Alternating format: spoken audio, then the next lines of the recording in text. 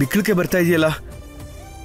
ಗೊತ್ತಿಲ್ಲ ಮಾವ, ಆಗ್ಲೇ ಆಫೀಸಲ್ಲಿ ಬಿಕ್ಕಳಿಗೆ ಬಂದು ಆಗ ನೀನೇ ನೆನ್ಸ್ಕೊಂಡಿರ್ತೀಯ ಅಂತ ಅನ್ಕೊಂಡೆ. ಈಗ ನಿನ್ ಪಕ್ಕದಲ್ಲೇ ಇದೆಯಲ್ವಾ? ಆದ್ರೆ ಯಾಕೆ ಬಿಕ್ಕಳಿಗೆ ಬರ್ತಿದೆ ಅಂತ ನಂಗೆ ಅರ್ಥನೇ ಆಗ್ತಿಲ್ಲ. ಇವಾಗ ನಿನ್ನ ನಿಮ್ಮ ಅರ್ಜುನ್ ಅವ್ರು ನೆನಪಿಸ್ಕೊಂಡ್ರು ಅಂತ ಅನ್ಸತ್ತೆ. ಏನು ಜಲಸಿನ ಮಾವ? ಜಲಸಿನ ನನಗ?